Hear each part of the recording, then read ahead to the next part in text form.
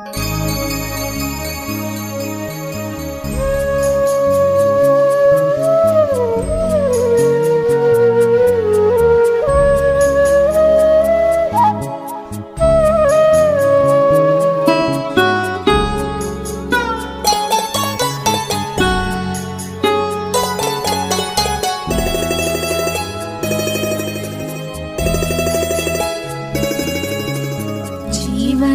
के दाता, सांसों के स्वामी, ये नैया की पतवार तुमको है अर्पण। जीवन के दाता, सांसों के स्वामी, ये नैया की पतवार तुमको है अर्पण। प्राणों के प्यारे बाबा, प्राणों के प्यारे बाबा हमारे, तुझे तेरा सब कुछ समर्पण समर्पण। जीवन के दाता, सांसों के स्वामी, ये नैया की पतवार तुमको है अर्पण।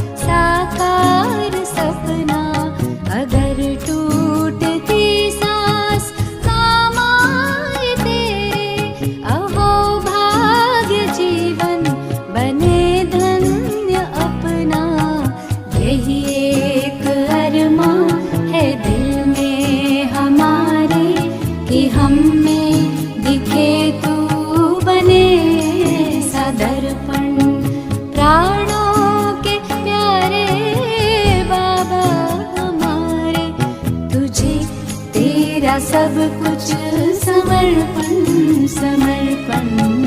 जीवन के दाता सांसों के स्वामी, ये नैया की पतवार तुमको है अर्पण। जीवन के दाता सांसों के स्वामी, ये नैया की पतवार तुमको है अर्पण।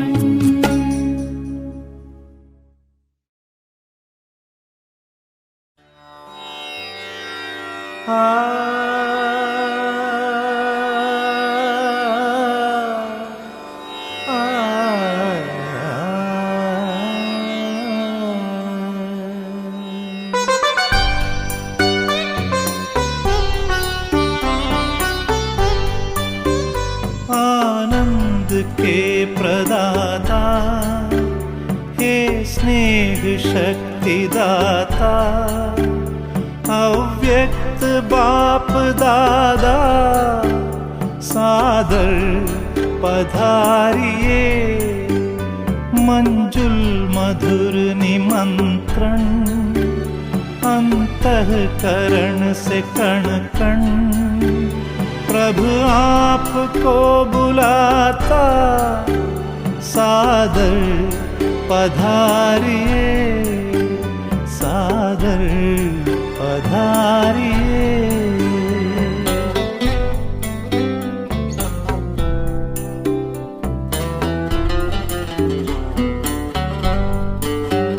बिछड़े हैं कल्प भर के, प्यासे मिलन के कब से।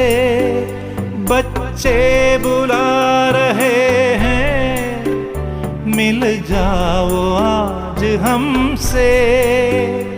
दृष्टि से सृष्टि रच दो, मुरली से रंग भर दो। वरदानों के है दाता, सादर पधारिए, सादर पधारिए।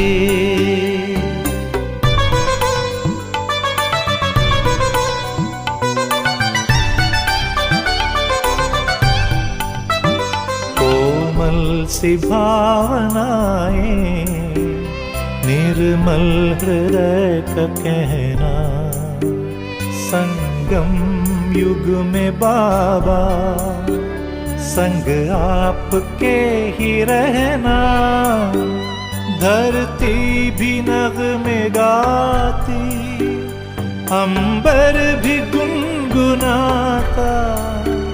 संसार सारा गाता, सादर पधारिए, सादर पधारिए।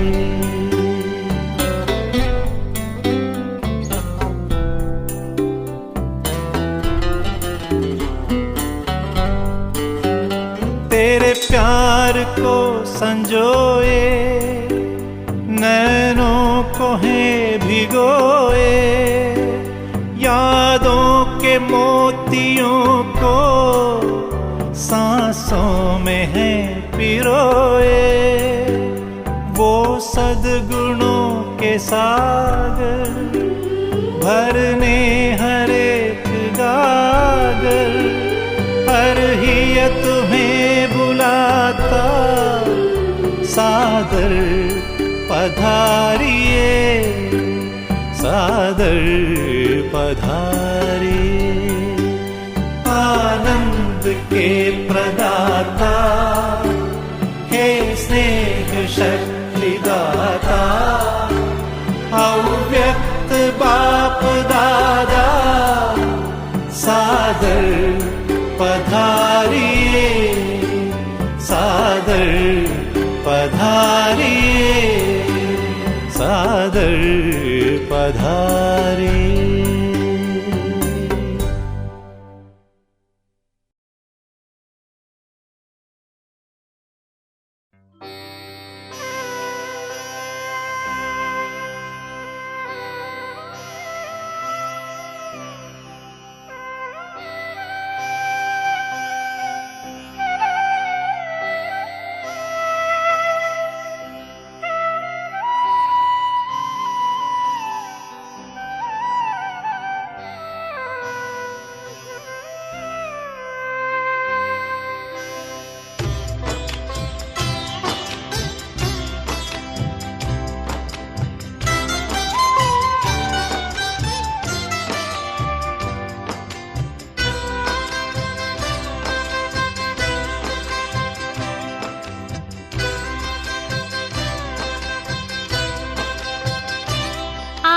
दृष्टि यूं ही देते रहो बाबा, आप दृष्टि यूं ही देते रहो बाबा। सुख सागर में गहरे उतर जाऊं, सुख सागर में गहरे उतर जाऊं। पल के ना पल भर बंद मेरी हूँ, पल के ना पल भर बंद मेरी। इन लहरों को दामन में भर जाऊं, इन लहरों को दामन में भर जाऊं। आप दृष्टि यूं ही देते रहो बाबा।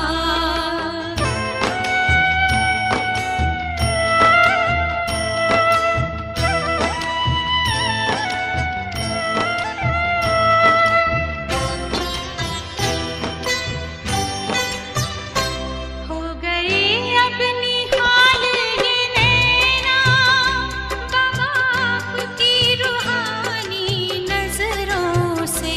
पा लिया है मुझे था जो पाना, ये आवाज निकले अंतर से। आप शक्ति यूं ही भरते रहो बाबा, आप शक्ति यूं ही भरते रहो बाबा। इस देह की दुनिया से उड़ जाऊं, इस देह की दुनिया से उड़ जाऊं। आप दृष्टि यूं ही देते रहो बाबा।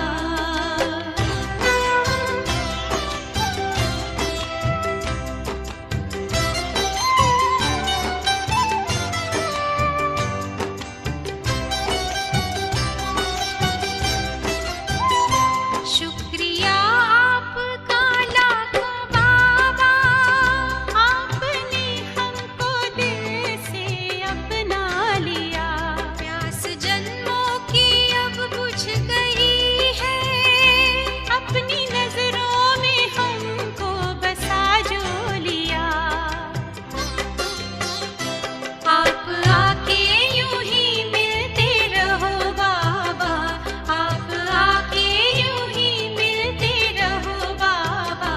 बनके जन्नत की खुशबू बिखर जाऊं, बनके जन्नत की खुशबू बिखर जाऊं। आप दृष्टि यूं ही देते रहो बाबा।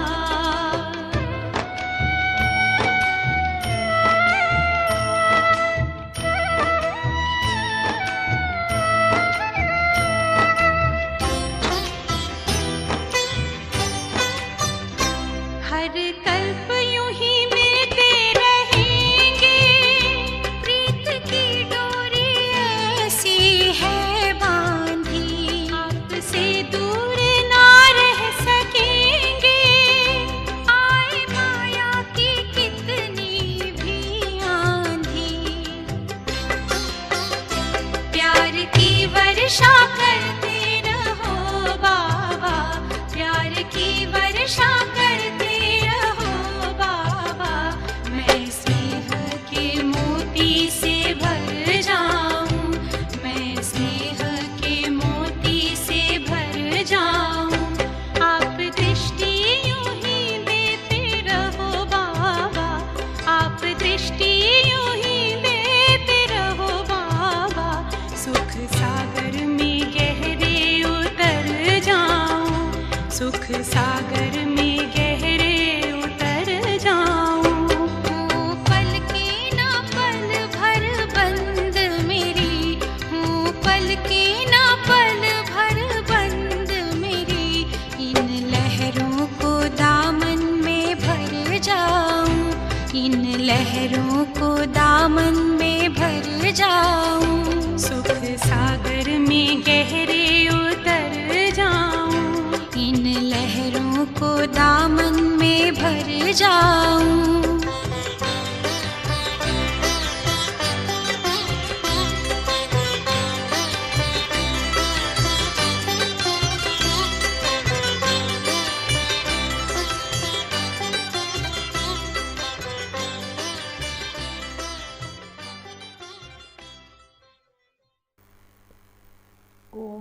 शांति।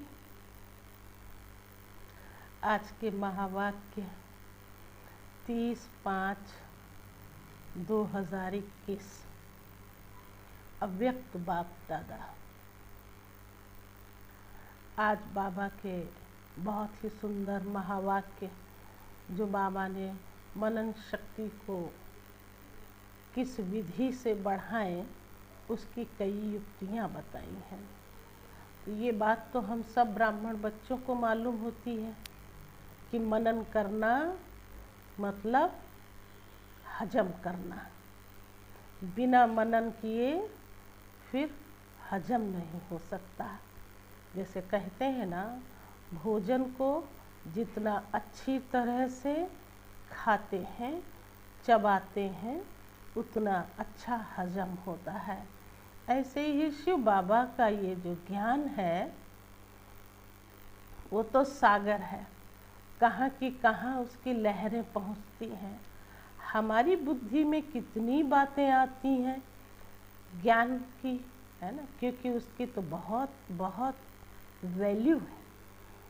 तो उन ज्ञान रत्नों को मनन करके हम अपने जीवन में कितना उपयोग में लाते हैं, ये लाभ हमें मिलता। कितना मिलता? तो जितना हम करते उतना हमें मिलता है। पिछली मुरली में भी बाबा ने मनन और मगन की स्थिति का वर्णन किया था।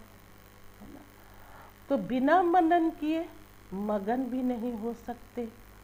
जैसे मगन शब्द आता है, मतलब बस एक के साथ समा जाना या डूब जाना या उसकी गहराई में चले जाना, वो उसकी अवस्था मगन कहलाती है कि ये मगन है। कहीं न कहीं इसकी बुद्धि में कुछ चल रहा है।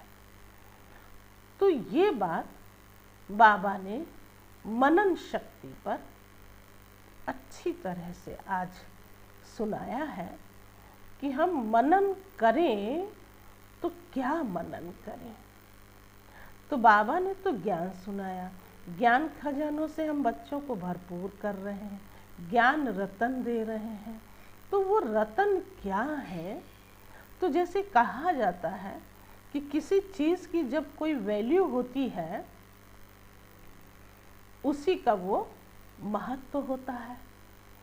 तो हमारे पास जो शिव बाबा ने हम बच्चों को ज्ञान रत्न से भरपूर किया है और उन रत्नों को हम मनन करें, तो वो रत्न कौन से हैं?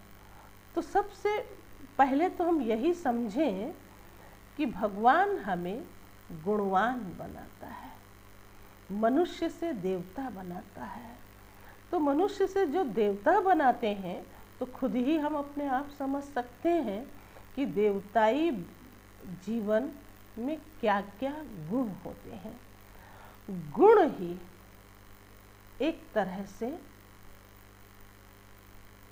ज्ञान रतन है। तो गुणों की हम जितनी वैल्यू रखते हैं उतना हमें मतलब बहुत बहुत हम अपनी अच्छी अवस्था बना सकते हैं। ज्ञान रत्नों की मतलब गुणों की हम कितनी वैल्यू रखते हैं। तो ये जो जीवन के अंदर हमारे जो मूल्य होते हैं, तो मूल्य गुणों के आधार से तभी उसका मूल्यवान जीवन कहलाता है। और गुण, ये तो हम सबको पता होना चाहिए कि गुण जो है बाबा ने हम बच्चों को ऐसे ऐसे भर दिए हैं गुणों से। वो गुण, वो शक्तियाँ शस्त्र का भी काम करती हैं। मतलब समय आने पर कहीं भी किसी भी परिस्थिति में जब हम कहीं गुण और शक्तियों का प्रयोग करते हैं, वही हमारे जीवन की एक वैल्यू बन जाती है। क्यों? गुणवान मनुष्य ही अपने जीवन से खुशबू फैलाता है, तो उसका ही जीवन एक देवताई जीवन कहलाता है। तो ऐसे ही समझें, जब कभी कोई ऐसी परिस्थिति होती है तो हम गुण रूपी शक्ति रूपी शस्त्रों को यूज करें। बिना यूज किए हम कभी भी ज्ञान की वैल्यू नहीं कह सकते। ज्ञान की वैल्यू तभी है जब हम ऐसे कोई गुणों को अपने जीवन में अपनाते और दूसरों को फिर भी हम उन गुणों को, उन शक्तियों को वाइब्रेशन के आधार पर पहुंचा देते या फैला देते हैं। तो आज हम बाबा के उन महावाक्यों को बहुत अच्छी तरह से मनन करेंगे। पहले सुनेंगे तो है ही है, ध्यानपूर्वक, क्योंकि समय जो चल रहा है और वो बाह्य रूप में अगर देखा जाए तो उसके सारे समाचार आप सब अच्छी तरह से जानते होंगे। तो उसका वर्णन करें भी तो क्या करें, लेकिन बाबा के महावाक्य ही हमारी बुद्धि को एकदम प्योर बना देते हैं, है ना। जिसको कोरा कहते हैं, तो सच में अभी के समय में हमें ऐसा ही पुरुषार्थ करने की आवश्यकता है कि बाह्य बातों में, बाह्य समाचारों में न जा कर के अगर भगवान के महावाक्य को हम जितनी बार अध्ययन करेंगे और उसका मनन चिंतन करेंगे, तो भगवान हमारे लिए हाजिर है। हमारे अंदर की कोई भी कमी, कमज़ोरी, कोई भी मैल होगा, वो ऑटोमेटिक साफ कर देगा। ये आप करके देखिएगा। और करके कैसे देखेंगे? कुछ अपने दिन निश्चित करिए कि 3 दिन हम यह कार्य करेंगे। उसके लिए संकल्प दृढ़ कर लीजिए और दृढ़ संकल्प के आधार से ही फिर आप अच्छा पुरुषार्थ कर सकेंगे। और ये महावाक्य तो सब समझ में आते ही हैं। तो बाबा ने आज खास सुनाया मनन करने की विधि तथा मनन शक्ति को बढ़ाने की युक्तियाँ। आज रत्नागर बाप अपने अमूल्य रत्नों से मिलने आए हैं कि हर एक श्रेष्ठ आत्मा ने कितने ज्ञान रत्न जमा किए हैं, अर्थात जीवन में धारण किए हैं। एक एक ज्ञान रत्न पद्मों से भी ज़्यादा मूल्यवान है। तो सोचो, आदि से अब तक कितने ज्ञान रत्न मिले हैं। रत्नागर बाप ने हर एक बच्चे की बुद्धि रूपी झोली में अनेक रत्न भर दिए हैं। कमी नहीं छोड़ी बाबा ने, और सबको ज्ञान रत्नों से हर आत्मा की बुद्धि में ये सब बातें बहुत अच्छी तरह से भर दी हैं। अब इसमें इन ज्ञान रत्नों में से कितना हम निकाल कर चिंतन कर लेते हैं, मनन कर लेते हैं, ये हमारी अपनी जमा शक्ति को बढ़ाएगा। तो आगे बाबा ने इसी बात को लेके कहा, सभी बच्चों को एक साथ एक जितने ही ज्ञान रतन दिए हैं, लेकिन ये ज्ञान रतन जितना स्वप्रति व अन्य आत्माओं के प्रति कार्य में लगाते हैं, उतना ये रतन बढ़ते जाते हैं। बाप दादा देख रहे हैं,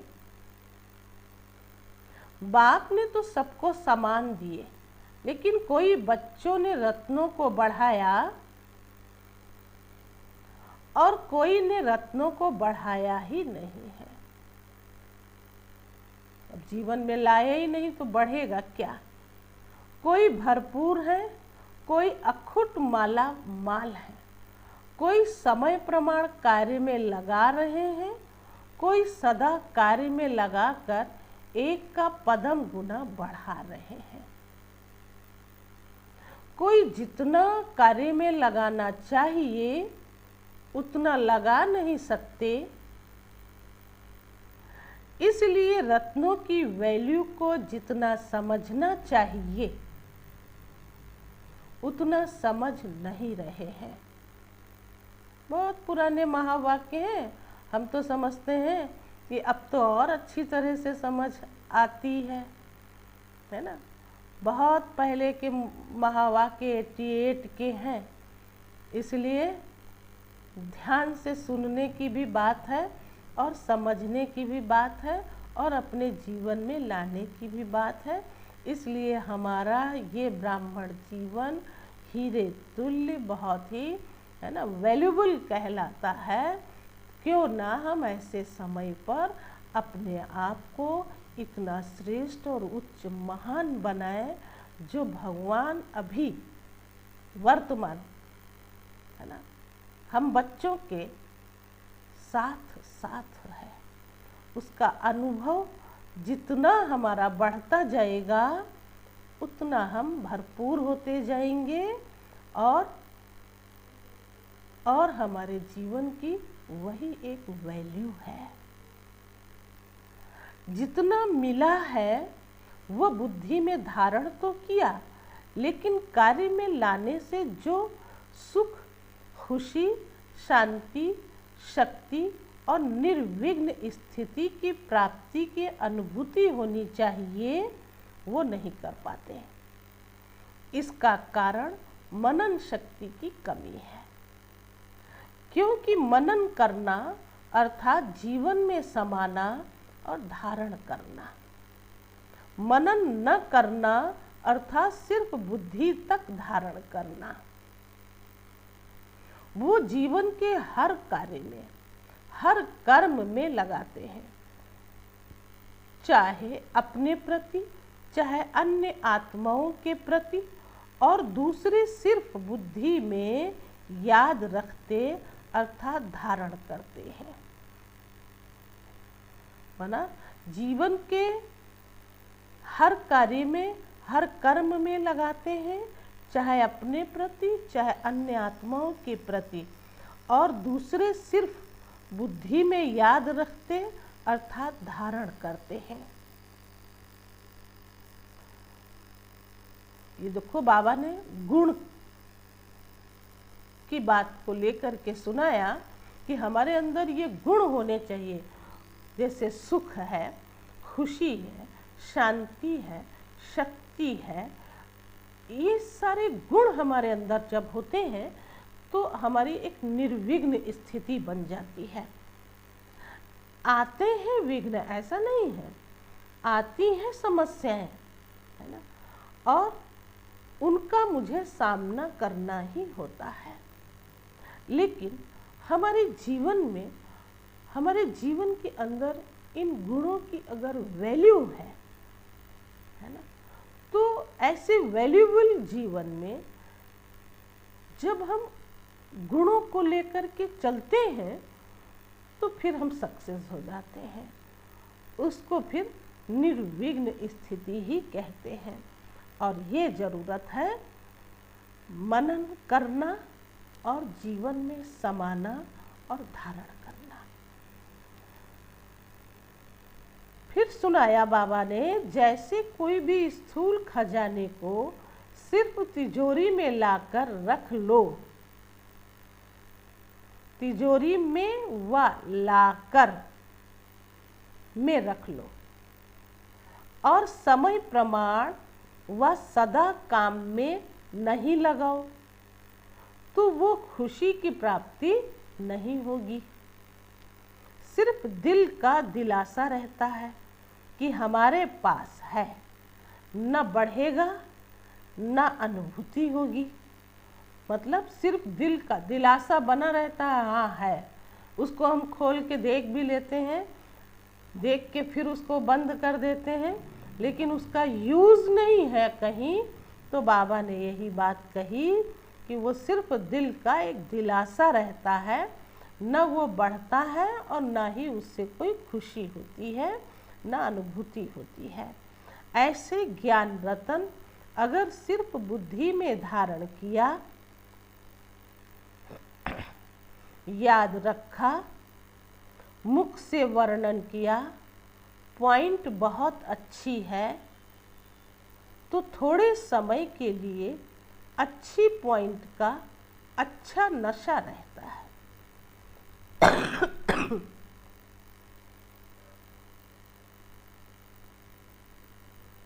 लेकिन जीवन में हर कर्म में उन ज्ञान रत्नों को लाना है, क्योंकि ज्ञान रतन भी है, ज्ञान रोशनी भी है, ज्ञान शक्ति भी है।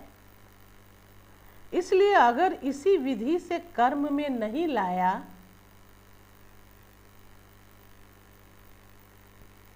तो बढ़ता नहीं है, कर्म में नहीं लाया तो बढ़ता नहीं है, वह अनुभूति नहीं होती है।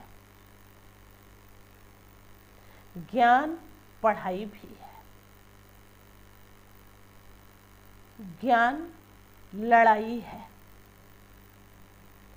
तो लड़ाई के श्रेष्ठ शस्त्र भी हैं। ज्ञान लड़ाई के श्रेष्ठ शस्त्र भी हैं। ये है ज्ञान का मूल्य।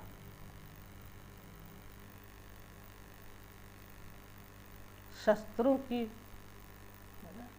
मूल्य तभी आंका जाता है जब वो शस्त्र काम करते हैं। तो बाबा ने शस्त्र की बात बताई है, वो है ज्ञान का मूल्य। मूल्य को जानना अर्थात कार्य में लगाना। और जितना जितना कार्य में लगाते हैं उतना शक्ति का अनुभव करते जाते हैं। जैसे शस्त्र को समय प्रमाण यूज नहीं करो तो वो शस्त्र बेकार हो जाता है। क्या मूर्छा वूर्छा लग जाती है उसको। अगर लोहे के शस्त्र हैं और लोहे के शस्त्र में ही ज़्यादा धार भी होती है ना, तो फिर यूज करते रहने पर, क्योंकि इस युग के अंदर हमारी जीवन की वैल्यू तभी है जब हम ज्ञान रत्नों को अपने लिए और दूसरों के लिए यूज करते जाते हैं, और उतनी ही फिर हमारी तीक्ष्ण बुद्धि बनती जाती है। क्योंकि हर समय कुछ न कुछ तो होता ही रहता है, चाहे मनसा में हो, चाहे वाचा में हो, चाहे कर्मणा में हो, चाहे कोई कर्म व्यवहार में हो, कुछ न कुछ तो होता है। और हम अपने ज्ञान रत्नों को अपने जीवन में जब लाते हैं तो उससे उसका हम मिलान करते हैं, तो हम पता भी लगा लेते हैं कि आखिर में किस चीज़ की कमी है, किस वैल्यू की कमी है। तो बाबा ने कहा अगर यूज नहीं करते हैं तो वो शस्त्र फिर बेकार हो जाते हैं, अर्थात उसकी जो वैल्यू है वो उतनी नहीं रहती। ज्ञान भी शस्त्र है। अगर मायाजीत बनने के समय शस्त्र को कार्य में नहीं लगाया तो जो वैल्यू है उसको कम कर दिया, क्योंकि लाभ नहीं लिया। लाभ लेना अर्थात वैल्यू रखना। ज्ञान रतन सबके पास है क्योंकि अधिकारी हो, लेकिन भरपूर रहने में नंबरवार हो। मूल कारण सुनाया मनन शक्ति की कमी। मनन शक्ति बाप के खजाने को अपना खजाना अनुभव कराने का आधार है। जो बाप का दिया हुआ खजाना है, कहने में तो बाप का ही है वो, लेकिन जो उसने दिया और दिया तो हम उस पर मनन करें, और मनन जितना हम करते हैं समझो कि वही हमारा असली खजाना बन जाता है। तभी कहा मनन शक्ति बाप के खजाने को अपना खजाना अनुभव करने का आधार है। जैसे स्थूल भोजन हजम होने से खून बन जाता है, क्योंकि भोजन अलग है, उसको हजम कर लेते हो तो वो खून के रूप में अपना बन जाता है। ऐसे मनन शक्ति से बाप का खजाना सो मेरा खजाना, ये अपना अधिकार है। देखो भोजन के साथ बाबा ने एक उदाहरण दे दिया, तो ये भी हमारा ज्ञान जो है एक भोजन है, आत्मा का एक खुराक है, और उसको हम जितना मनन करेंगे उतना वो फिर अपना बन जाएगा। तो अपना बनाने के लिए शक्ति रूप लेता है, जैसे कहा ना खून बन जाता है। ऐसे ही ज्ञान का चिंतन करना, ज्ञान का मनन करना, अर्थात अपने आप को शक्ति रूप बनाना, फिर उसका प्रयोग करना। प्रयोग नहीं करते तो फिर वैसे ही शस्त्र के शस्त्र रखे रह जाते हैं। तो उन शस्त्रों का हमें प्रयोग करते रहना, ये एक अपना अधिकार बन जाता है। माना मेरा एक खजाना है, अपना खजाना अनुभव होता है।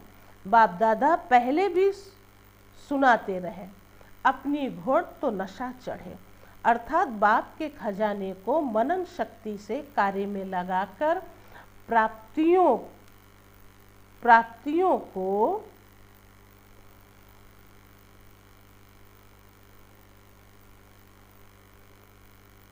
अनुभूति करो, प्राप्तियों की अनुभूति करो तो नशा चढ़े।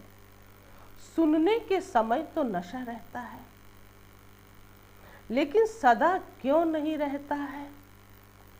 इसका कारण है सदा मनन शक्ति से अपना नहीं बनाया है। मनन शक्ति से अपना नहीं बनाया है। सुनने के समय नशा रहता है, लेकिन सदा क्यों नहीं रहता है? इसका कारण है सदा मनन शक्ति से अपने को अपना नहीं बनाया। मनन शक्ति अर्थात सागर के तले में जाकर अंतर्मुखी बन हर ज्ञान रतन की गुह्यता में जाना। अब इतने रतन हैं, इतने खजाने हैं, उन खजानों को है ना मनन चिंतन में जाएं, माना उसकी गहराई में जाएं, तब कहीं हमारे अंदर वो शक्तियाँ अपना काम करती हैं। सिर्फ रिपीट करना नहीं, लेकिन हर एक पॉइंट का राज क्या है और हर पॉइंट को किस समय किस विधि से कार्य में लगाना है, और हर पॉइंट को अन्य आत्माओं के प्रति सेवा में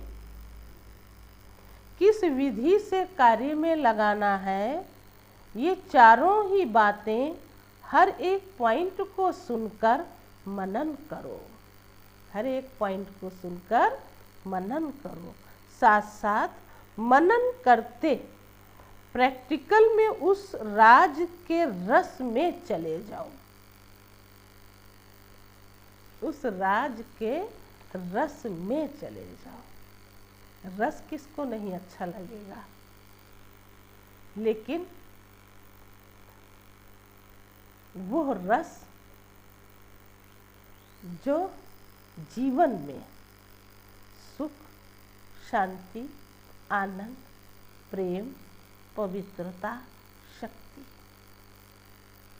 ये गुण समाज है। कभी भी हम इन गुणों के बिना अगर होंगे तो रसहीन होंगे।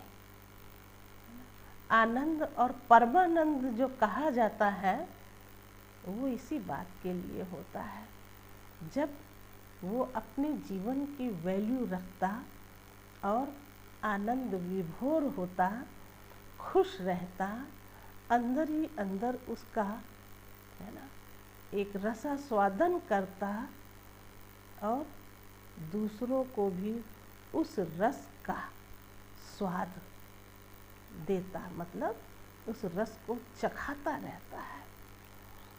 तो खुद चखे और दूसरों को चखाए।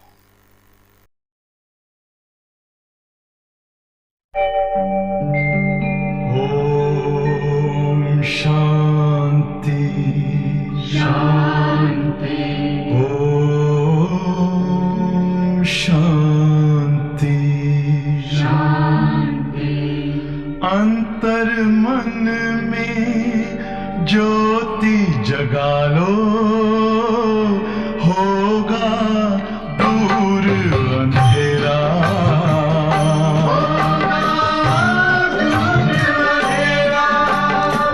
शिव का कर लो ध्यान, आ रहा पावन पुण्य सवेरा।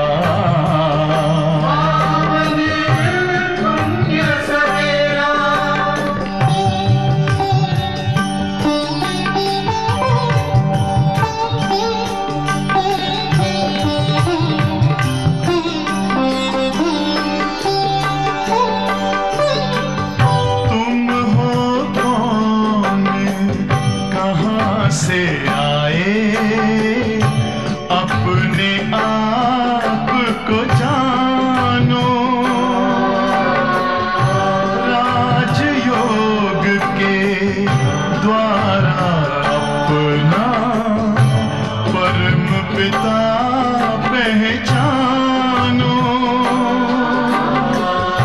इसी राजपथ पर चलकर पालो अपना बसेरा।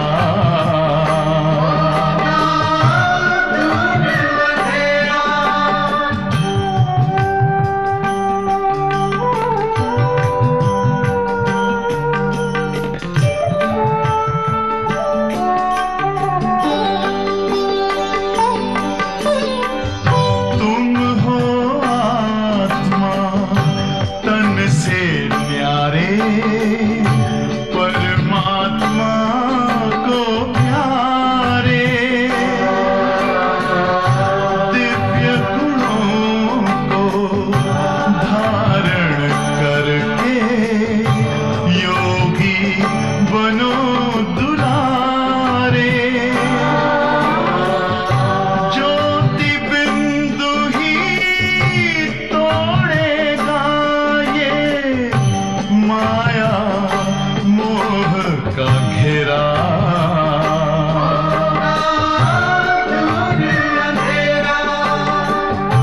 अंतर मन में ज्योति जगा लो, होगा दूर अंधेरा।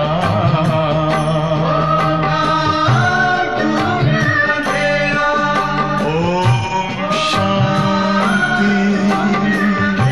ओम शांति। ओम शांति।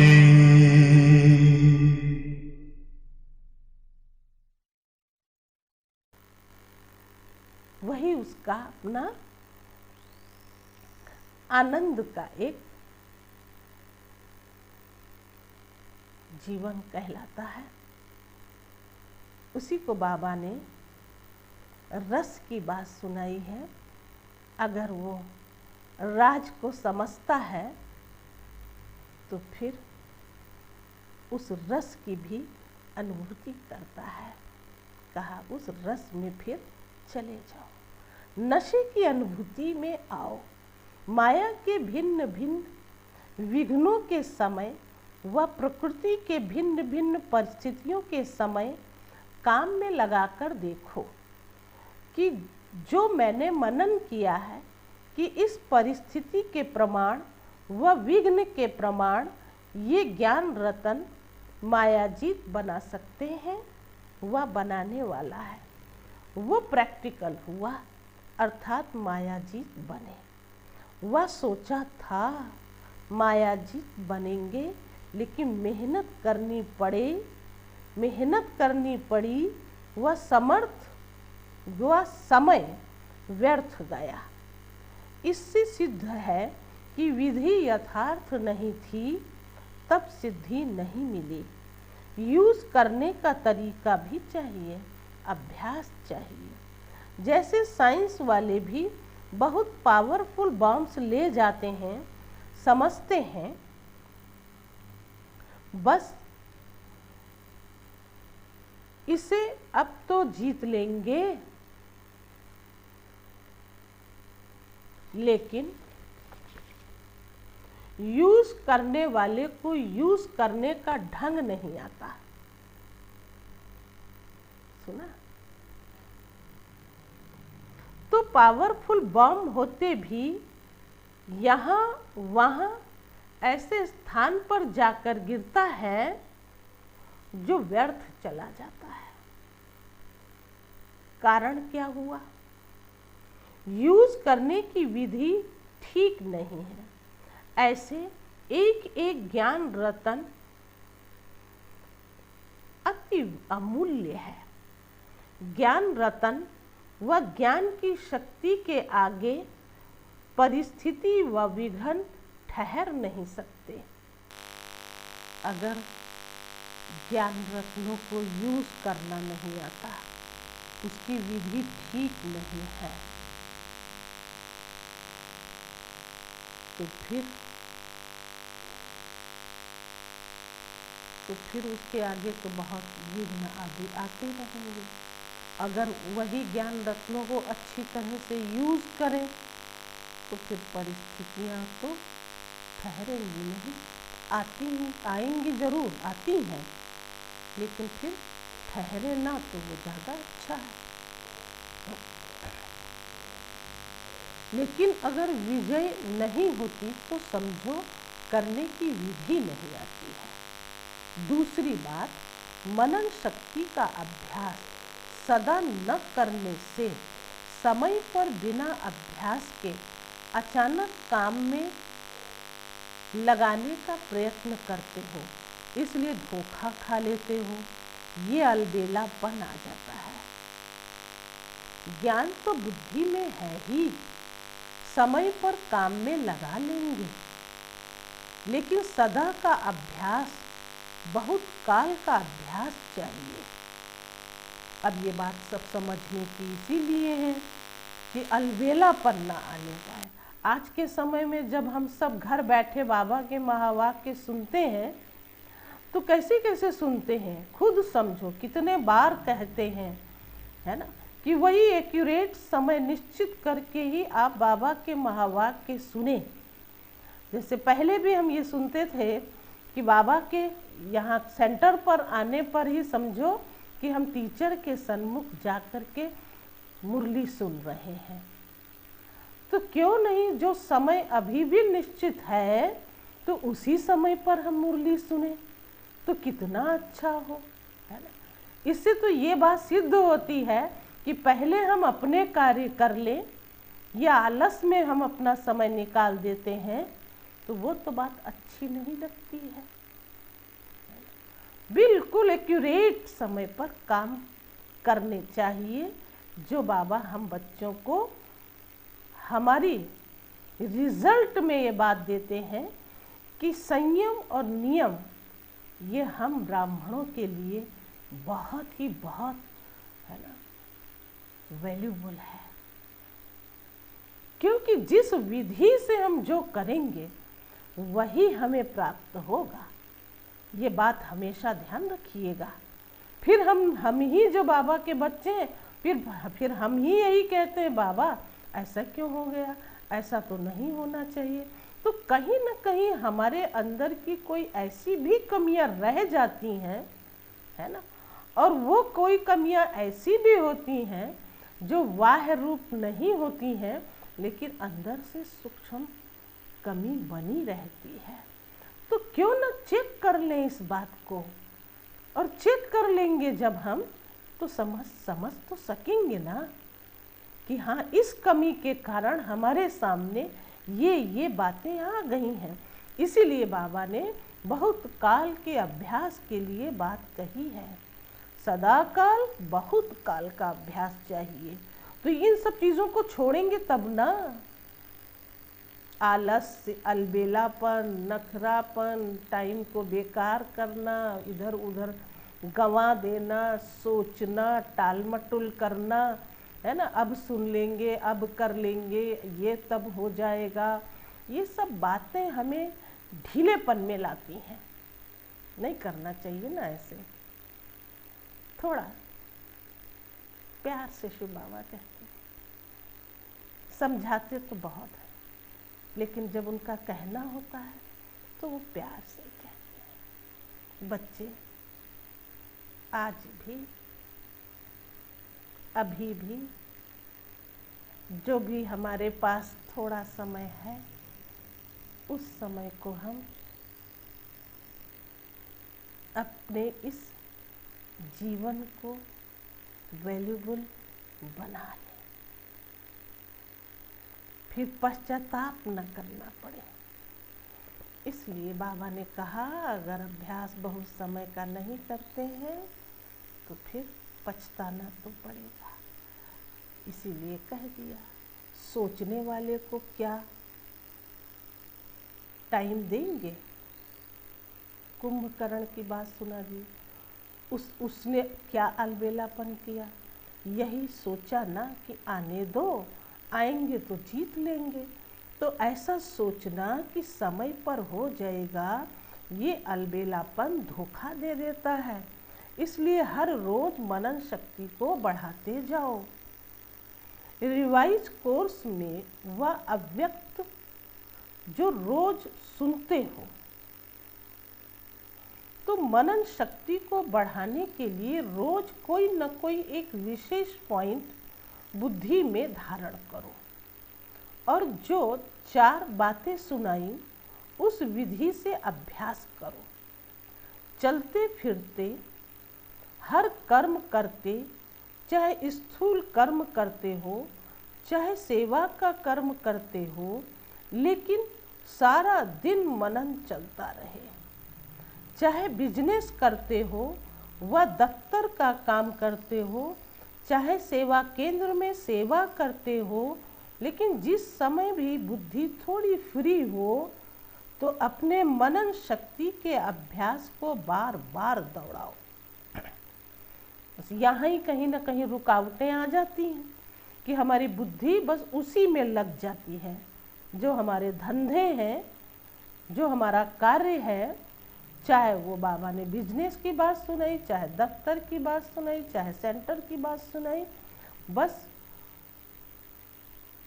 कहा तो जरूर है कि कर्म करते रहना है, लेकिन उसके साथ साथ बाबा ने कहा और भी सोच सकते हैं। बहुत थोड़ा समय होता है जो ऐसा कार्य होता है। कई काम ऐसे होते हैं जो कर्म कर रहे हैं और फिर दूसरा उसके साथ याद आता है। तो ऐसे ही हम जिस भी कार्य में हम अपने को व्यस्त रखते हैं, उसी में ही हम थोड़ा अटेंशन देंगे तो बाबा याद आएगा। अब बाबा ने बहुत विधियां दी हैं याद करने की। संकल्प श्वास में भी बाप याद रहे, तो श्वासों श्वास याद रखना सुना है कभी? बहुत बार बाबा बूढ़ियों के लिए भी कह देते हैं, बाबा बाबा करते रहो, अगर कुछ और नहीं आए तो भी वाह बाबा करो। तो अंदर दिल जिगर में बसा हुआ होता है शिव बाबा, फिर तो कोई निकाल भी नहीं सकता। फिर क्या समझते हैं, जो कर्म करेंगे तो भूल जाएंगे, है ना? तब तो भूलने का मतलब ही नहीं है कि हम कहीं शिव बाबा को भूल भी जाएंगे। बस ये बुद्धि में दौड़ता रहना चाहिए।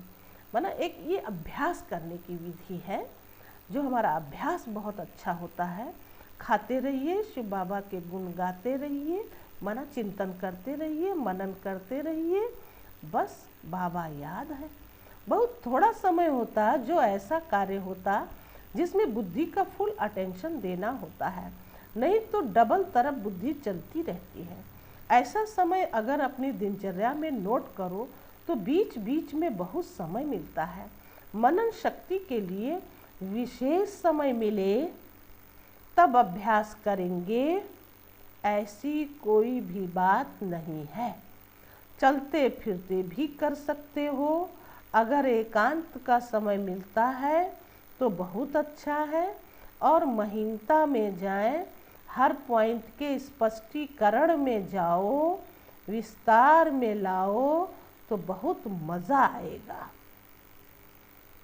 लेकिन पहली पॉइंट के नशे की स्थिति में स्थित हो के करना, फिर बोर नहीं होंगे। लेकिन पहले पॉइंट के नशे की स्थिति में स्थित हो के करना, फिर बोर नहीं होंगे। नहीं तो सिर्फ रिपीट कर लेते हैं, फिर कहते ये तो हो गया, अब क्या करें। आप सब कितने अच्छे भाग्यशाली हो। जानते हो किस बात के लिए?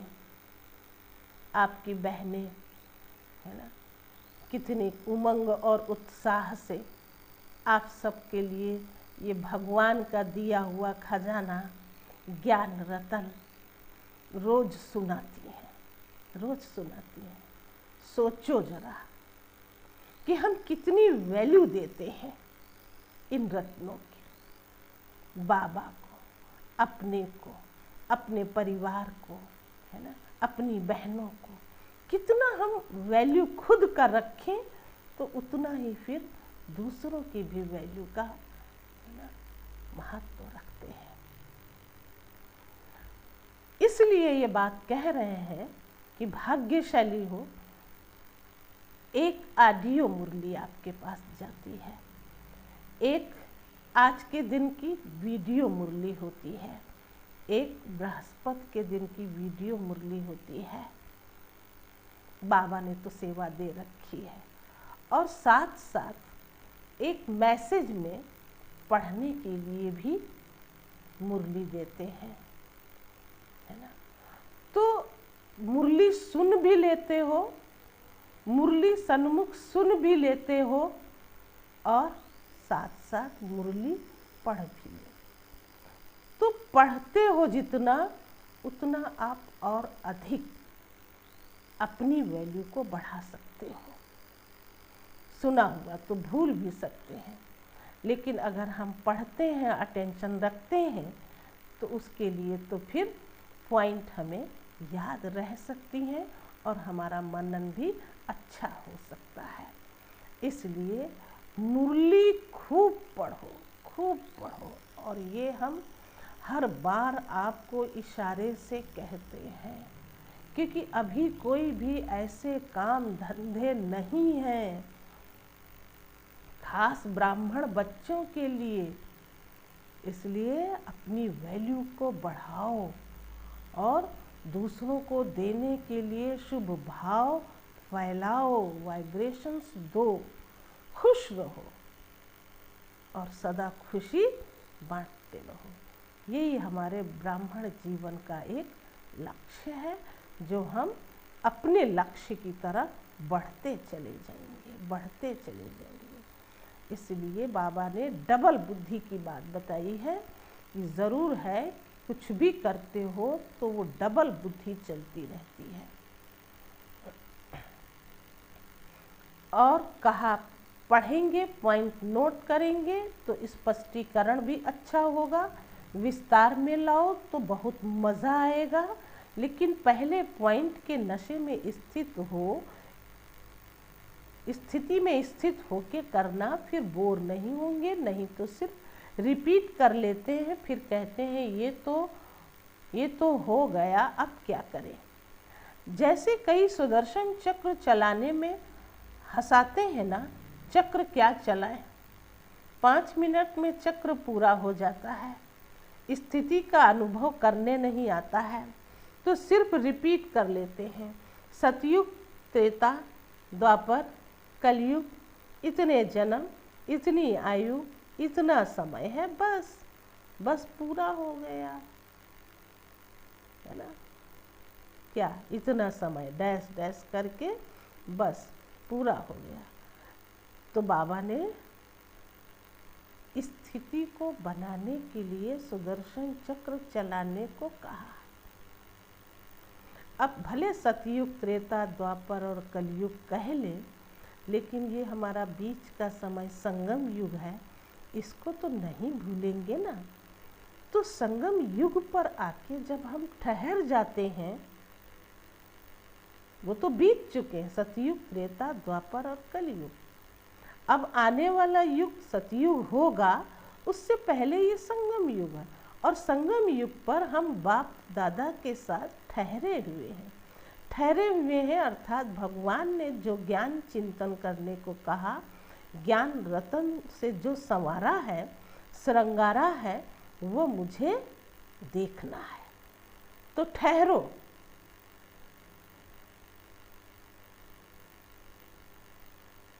विचार करो, मनन करो, मैं कैसा हूँ,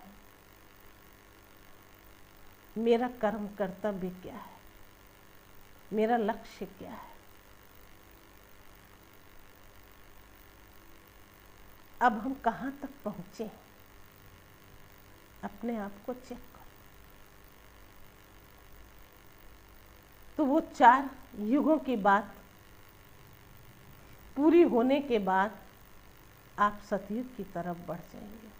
संगम युग होते हुए कलह युग, कलयुग को भूलते हुए और सतयुग की स्मृति हमें बहुत बहुत भरपूर कर देगी, क्योंकि बाबा ने अभी ही हमें ये सब बातें दे करके पक्का और मजबूत बनाया। ये राज है और इसी राज के लिए बाबा ने कहा अपने नशे में स्थित रहना, राज में राजयुक्त बनना, ऐसा अभ्यास हर पॉइंट में करो। ये तो एक सुदर्शन चक्र की बात सुनाई। ऐसे हर ज्ञान की पॉइंट को मनन करो और बीच बीच में अभ्यास करो। ऐसे नहीं सिर्फ आधा घंटा मनन किया, समय मिले और बुद्धि मनन के अभ्यास में चली जाए। मनन शक्ति से बुद्धि बिजी रहेगी तो स्वतः ही सहज माया जीत बन जाएंगे। बिजी देख माया आप ही किनारा कर लेगी। माया आए और युद्ध करो, भगाओ, फिर कभी हार कभी जीत, ये चीटी मार्ग का पुरुषार्थ है। अब तो तीव्र पुरुषार्थ करने का समय है, उड़ने का समय है। इसलिए मनन शक्ति से बुद्धि को बिजी रखो। इसी मनन शक्ति से याद की शक्ति में मगन रहना, ये अनुभव सहज हो जाएगा। मनन मायाजीत और व्यर्थ संकल्पों से भी मुक्त कर देता है। जहाँ व्यर्थ नहीं, विघ्न नहीं, तो समर्थ स्थिति व लगन में मगन रहने की स्थिति स्वतः ही हो जाती है। कई सोचते हैं बीज रूप स्थिति या शक्तिशाली याद की स्थिति कम रहती है या बहुत अटेंशन देने के बाद अनुभव होता है। इसका कारण अगले बार भी सुनाया कि लीकेज है, सुन चुके हो ना। तो लीकेज को कैसे रोकना है वो भी बाबा ने सुनाया। बुद्धि की शक्ति व्यर्थ की तरफ बढ़ जाती है। कभी व्यर्थ संकल्प चलेंगे, कभी साधारण संकल्प चलेंगे, और ये लगभग होता ही है। मतलब जिस चीज से कोई प्राप्ति नहीं, बिना लक्ष्य के हम कुछ सोच रहे हैं तो वो व्यर्थ ही तो है, वो साधारण ही तो है। कई बार ऐसे होता है हम वहाँ कुछ कर भी नहीं सकते, फिर भी हम सोचते हैं, है ना। तो कर न सकना स्थूल रूप में, सूक्ष्म में तो हम बहुत कुछ कर सकते हैं, है ना। जो बाबा ने शुरू से ही हम बच्चों को कहा हुआ है कि मनसा सेवा सर्वश्रेष्ठ सेवा है। अब जिस समय हम सब सेवा कर रहे थे स्थूल रूप में तो लगता था यही सेवा है, यही सेवा है ना। अब मनसा सेवा की कितनी वैल्यू है इस समय हम खुद समझ सकते हैं। और बाबा ने शायद इसीलिए बार बार कहते थे नहीं, मनसा सेवा बढ़ाओ, मनसा सेवा बढ़ाओ। तो जब स्थूल छूटता है ना, तो आदती तो हम उसी चीज़ के होते हैं, तो लगता है हम कुछ कर ही नहीं रहे हैं। लेकिन समय आने पर भगवान ने जो हम बच्चों को समय से पहले ही ये कहा था कि मनसा सेवा ही सर्वश्रेष्ठ सेवा है, तो आज हम सब बाबा के बच्चे सब मनसा सेवा जरूर करें। शांति, शक्ति, सुख, चैन, प्रेम, स्नेह आदि की भी दान करते रहो, दान करते रहो, है ना। जैसे कहते हैं, है ना, कर भला तो हो भला, तो ये भलाई ही है ना। सबको शांति की शक्ति की अनुभूति हो, हम ऐसे अपने अंदर वाइब्रेशंस बनाए भी और दूसरों तक उसे हम भेजे भी। तो बाबा ने कहा याद की शक्ति या मनन शक्ति जो होनी चाहिए वो नहीं होती, और अपने को खुश कर लेते कि आज कोई पाप कर्म नहीं हुआ, व्यर्थ नहीं चला, किसको दुख नहीं दिया, लेकिन समर्थ संकल्प, समर्थ स्थिति, शक्तिशाली याद रही। बस यहाँ ही हमारी अपनी कमी हो जाती कि समर्थ होना चाहिए। अगर वो नहीं रही तो इसको कहेंगे साधारण संकल्प। कर्म किया लेकिन कर्म और योग साथ साथ नहीं रहा, कर्म कर्ता बने लेकिन कर्म योगी नहीं बने, इसलिए कर्म करते भी या मनन शक्ति या मगन स्थिति की शक्ति, दोनों में से एक अनुभूति सदा रहनी चाहिए। दोनों बातें हैं। और देखो जब पिछली मुरली में भी बाबा ने यही सब बातें सुनाई थी, है ना। तो क्यों? क्योंकि बाबा ने कहा कर्म किया और लेकिन कर्म और योग साथ साथ नहीं रहा, तो कर्म कर्ता बने लेकिन कर्म योगी नहीं बने, इसलिए कर्म करते भी या मनन शक्ति या मगन स्थिति की शक्ति, दोनों में से एक अनुभूति सदा रहनी चाहिए। ये दोनों स्थितियाँ शक्तिशाली सेवा कराने के आधार हैं। मनन करने वाले अभ्यास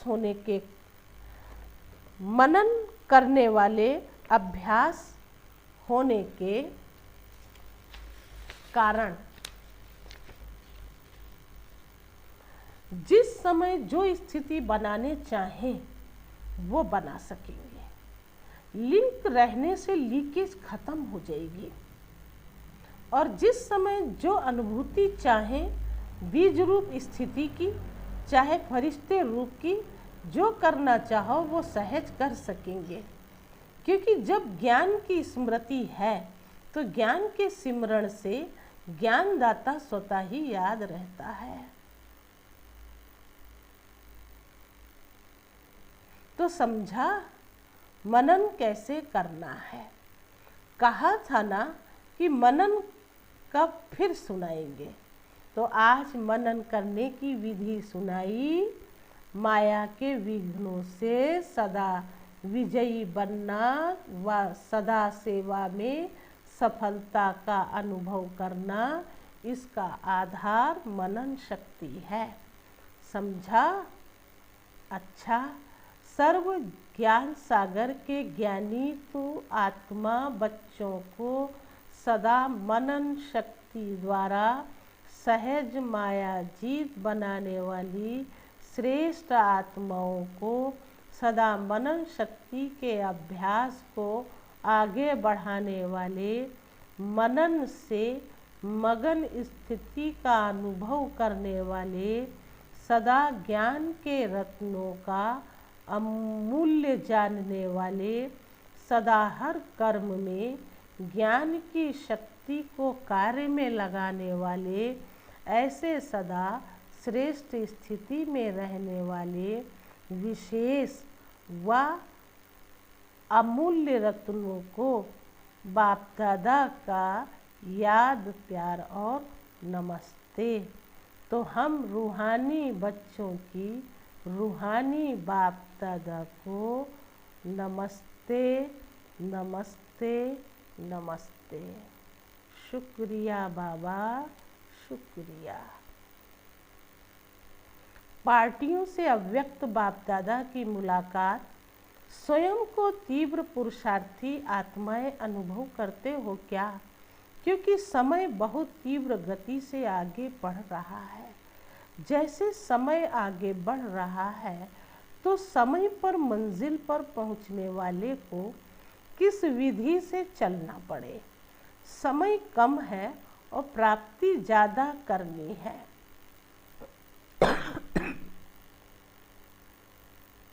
तो थोड़े समय के में अगर ज़्यादा प्राप्ति करनी हो तो तीव्र करना पड़ेगा ना। समय को देख रहे हो, देख तो रहे हो, और अपने पुरुषार्थ की गति को भी जानते हो। तो समय अगर तेज है और अपनी गति तेज नहीं है तो समय अर्थात रचना आप रचता से भी तेज हुई। समय तो आपकी रचना है, इसलिए अगर आपने क्या किया, समय पर नहीं किया, तो फिर आप कमजोर हुए और वो अपना तेज रफ्तार से निकल गई। रचता से रचना तेज चली जाए तो उसे अच्छी बात नहीं कहेंगे। तो कभी कभी ऐसा होता है ना, अरे ये तो समय निकल गया है ना, पहले कुछ कर लेते, पहले कुछ सोच लेते तो शायद। तो समय को सफल करना है ना, बहुत बहुत समझदारी है। तो सच में देखो तो यही समय है, बाकी तो निकल चुका। तो अभी भी जो कुछ है तो फिर हमें समय से ही हर कुछ करना चाहिए, ये हमेशा ध्यान रखना है।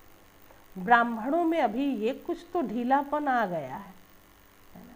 एक मैसेज में दी थी ये बात कि ढीलापन नहीं आने पाए, लेकिन अभी ज्ञान और योग में तो थोड़ा लापरवाह है। बल्कि भगवान अभी हमें सब कुछ दे रहा है, और बहुत अच्छे से दे रहा है और मदद भी कर रहा है, ऐसा नहीं है। लेकिन अगर हम जितना अच्छे हैं, मिल तो रहा है ना, और अच्छे में थोड़ी सी अंदर सोच कि सब कुछ अच्छा है, तो हमारे त्याग और तपस्या में अगर कोई कमी रह गई तो फिर आने वाले समय में कुछ धोखा भी हो सकता है।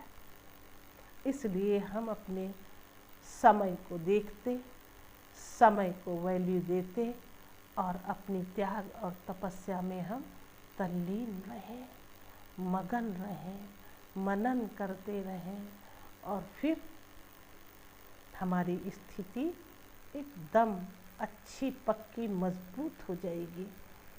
इसलिए कहा समय से पहले करना है, तो थोड़े समय में अगर ज़्यादा प्राप्ति करनी हो तो तीव्र करना पड़ेगा। समय को देख रहे हो और अपने पुरुषार्थ की गति को भी जानते हो, तो समय अगर तेज है और अपनी गति तेज नहीं है तो समय अर्थात रचना, और रचता से भी तेज हुई। रचता से रचना तेज चली जाए तो उसे अच्छी बात कहेंगे क्या? रचना से रचता आगे होना चाहिए। सदा तीव्र पुरुषार्थी आत्माएं बन, आगे बढ़ने का समय है। अगर आगे बढ़ते कोई भी साइड सीन्स को देख रुकते हो तो रुकने वाले ठीक समय पर पहुंच नहीं सकेंगे। कोई भी माया की आकर्षण साइड सीन है। साइड सीन पर रुकने वाला मंजिल पर कैसे पहुंचेगा? इसलिए सदैव तीव्र पुरुषार्थी बन आगे बढ़ते चलो। ऐसे नहीं समय पर पहुंच ही जाएंगे, अभी तो समय पड़ा है। ऐसे सोचकर अगर धीमी गति से चलेंगे तो समय पर धोखा मिल जाएगा। बहुत काल का तीव्र पुरुषार्थ का संस्कार अंत में भी तीव्र पुरुषार्थ का अनुभव कराएगा। तो सदा तीव्र पुरुषार्थी कभी तीव्र कभी कमजोर नहीं। ऐसे नहीं थोड़ी सी बात हुई कमजोर बन जाओ, इसको तीव्र पुरुषार्थी नहीं कहेंगे। तीव्र पुरुषार्थी कभी रुकते नहीं हैं, उड़ते हैं। तो उड़ते पंछी बन उड़ती कला का अनुभव करते चलो। एक दो को भी सहयोग दे तीव्र पुरुषार्थी बनाते चलो। जितनी औरों की सेवा करेंगे उतना स्वयं का उमंग उत्साह बढ़ता रहेगा। इसलिए कभी भी हम अपने इस ब्राह्मण जीवन में उमंग उत्साह को कम न करें। तन से, मन से, धन से, समय से, संकल्प से, ये सब हमको अभी मिला है ना?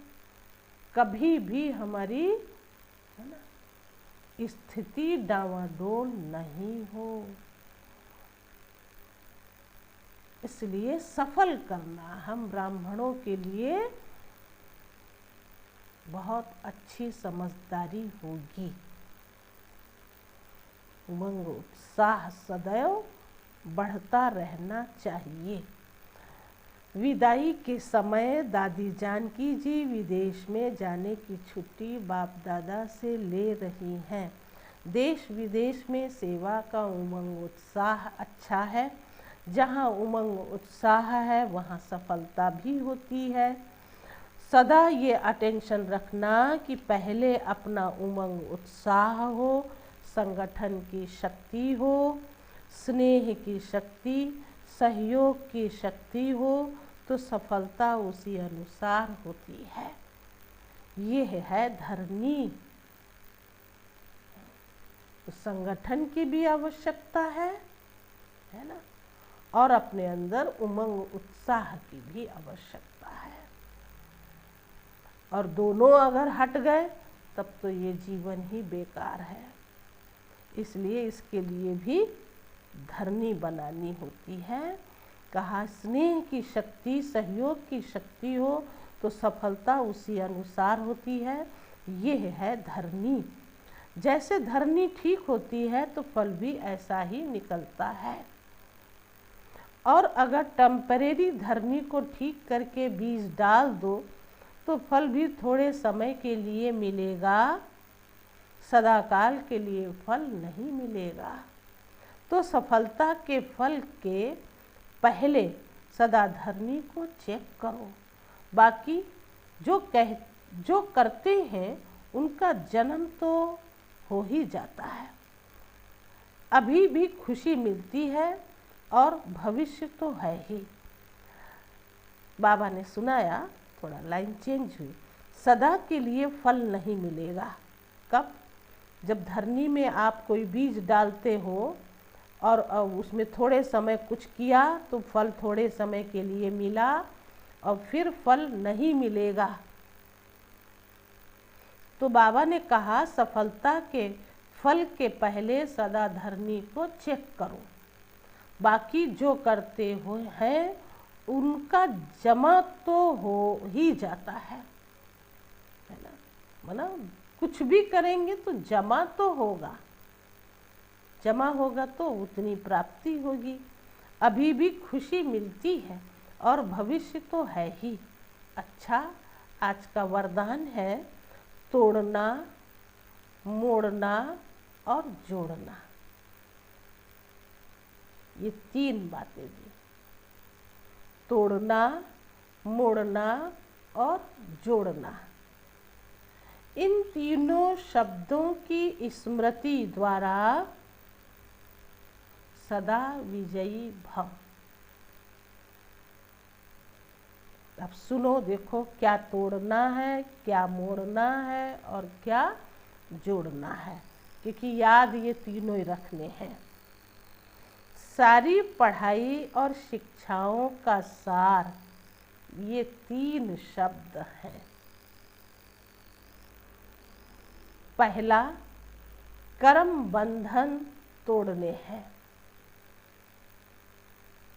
दूसरा, अपने स्वभाव संस्कार को मोड़ना है। कोई भी हमारा संस्कार स्वभाव है उसको मोड़ना है ना? उसको तोड़ना नहीं है, उसको मोड़ना है। मतलब स्वभाव संस्कार में तो अपनी बातें होती है ना, जैसे किसी को खाने में कोई स्वभाव होता है ना। और भी बहुत सारी ऐसी बातें हैं, कोई वैभव वगैरह, साधन वगैरह, जिसके हम कभी वशीभूत भी होते हैं, उसके बगैर काम भी नहीं चलता है। उसी के लिए बाबा ने कहा कि थोड़ा दूसरी तरफ का मोड़ लो।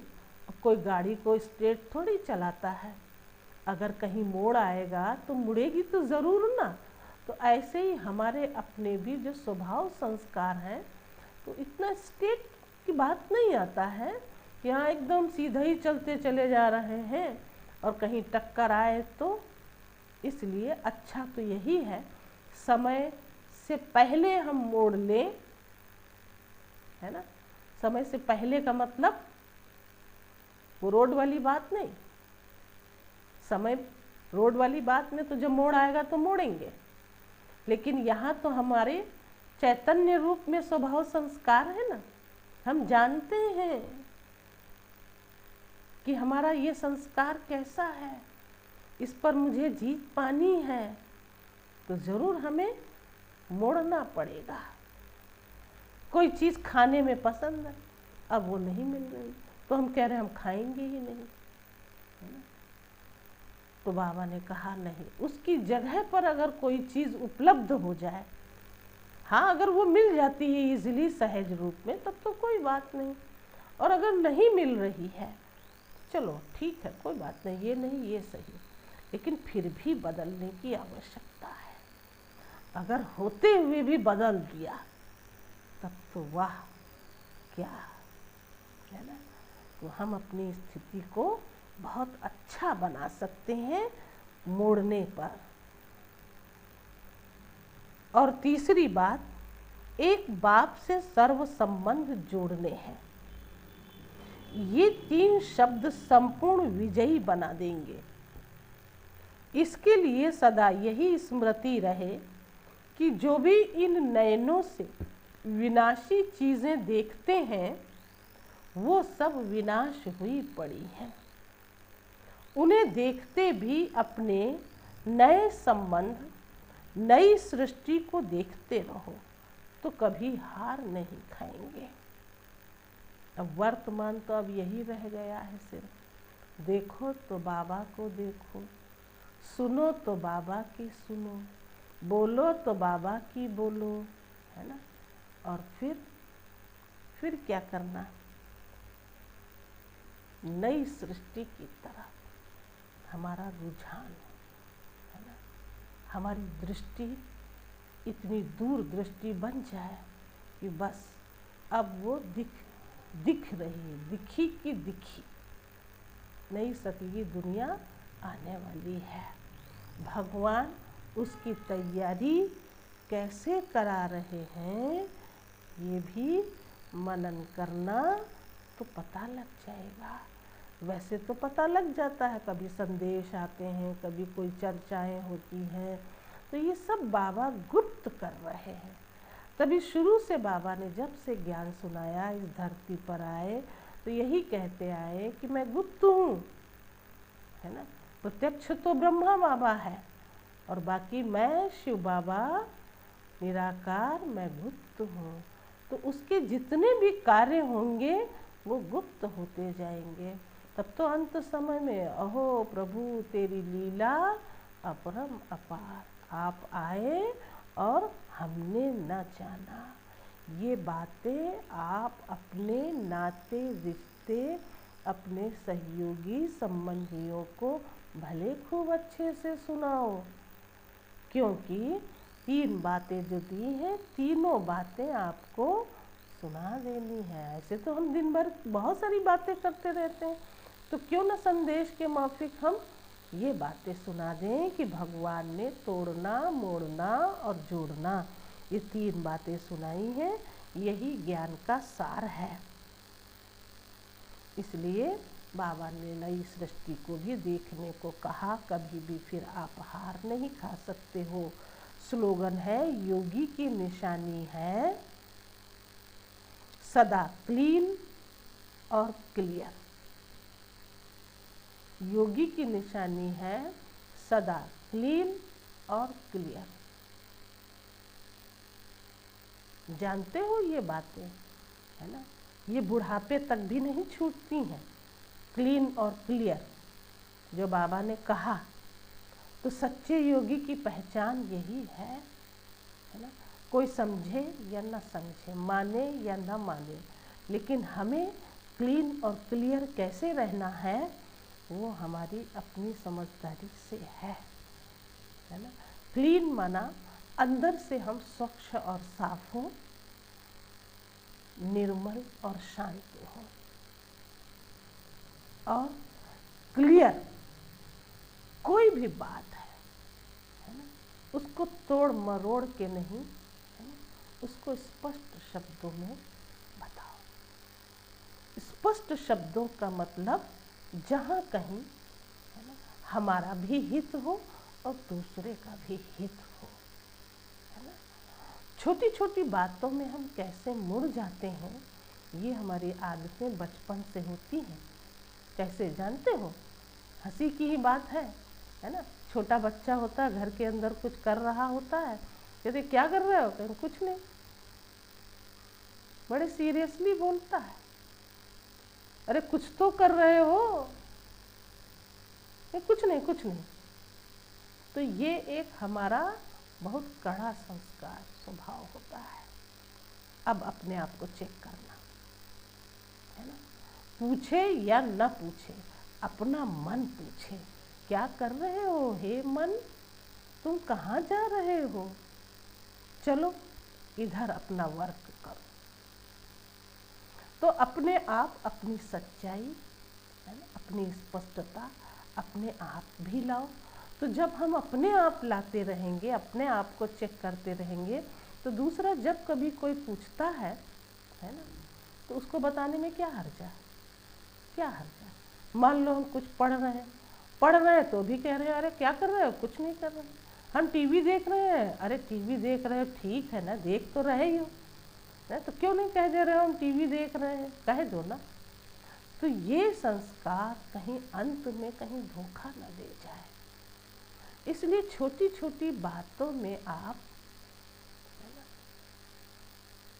मतलब फंसो मत, फंसाओ मत, है ना, बहलाओ मत, है ना। बहलाओ तो तब जो कोई अच्छी अच्छी बातें करता है, अच्छी अच्छी बातें, है ना। तो कभी कभी ऐसे लगता है कि ये ख्याली पुलाव तो नहीं है, नहीं, कभी बाबा ख्याली पुलाव की तरफ नहीं ले जाते हैं, व्यर्थ ही ख्याली पुलाव होते हैं, है ना। बाबा ने सतयुग तक की बात सुनाई है, खूब अच्छा मनन करो, मस्त रहो, खुश रहो, है ना, और आगे बढ़ते रहो, उड़ते रहो। अब घर चलने का समय है, चलना है घर वापस, इसलिए अच्छे से अपने आप को बढ़ाते रहो। अच्छा, ओम शांति, ओम शांति।